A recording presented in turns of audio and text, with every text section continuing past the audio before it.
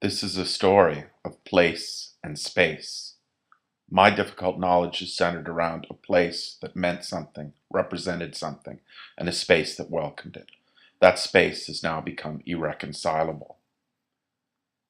In 1847, Black 47, my people, the Cumminses, Larnagans, and Borks, came to this country. They came from a country that was exporting food, a country that shed 2 million of its own citizens, a country where 1 million of their brothers and sisters were to die, starving to death or typhus. Their country shed them. They needed a home. They needed a place. In coming to Canada, they arrived on fever ships in which 20% of the population died. They were ill. They were sick. They were coming to a place that did not welcome them.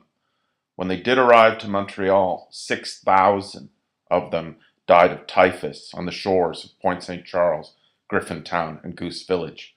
The communities did the best they could to try to take care of them. They did try to take care of them. In 1859, when the Victoria Bridge was being completed, workmen were working in a place that saw their own brethren's bones popping up. They placed the Black Rock.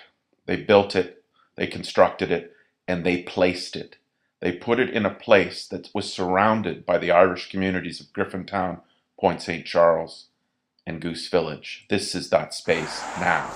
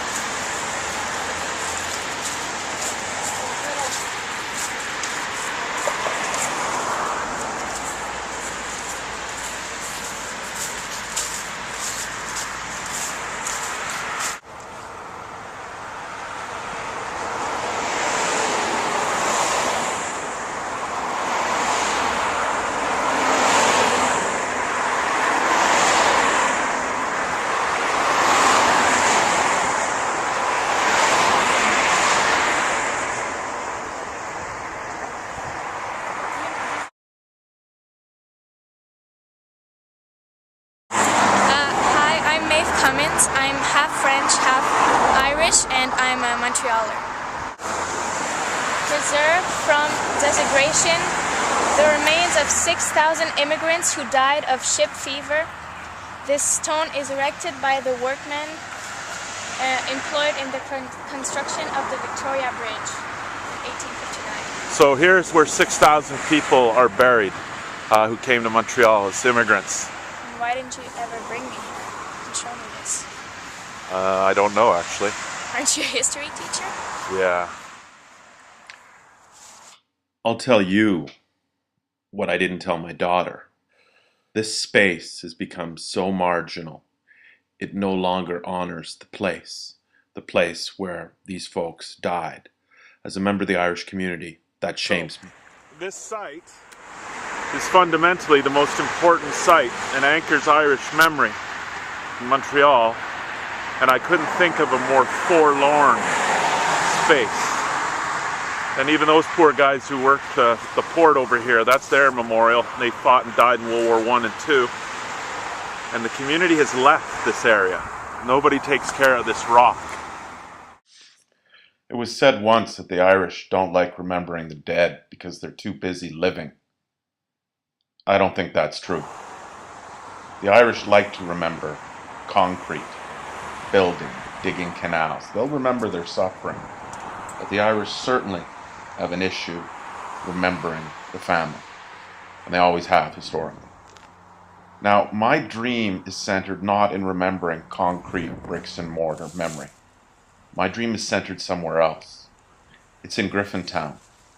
It's along the borders of the St. Anne's Parish.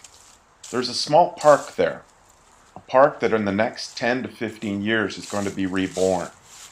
with Griffintown finally being rezoned for habitation, Griffintown will come alive again. Griffintown is the original Irish working class part of Montreal. You can see by the buildings in the background. Now my proposal and my dream is really simple. Place the rock here, where it can be seen, where it can be requited, where people can understand and have some sense of what the Irish contributed to the building of this city. That is my dream. That is what I would like to see happen. Now, difficult knowledge becomes more difficult when the memories that are placed for that memory are forgotten and uncurated. This is a space they would be curated. Here at St. Anne's Square, in the new, revitalized, rebuilt Griffintown. Bring the rock here. Let it continue to be the anchor of the Irish community.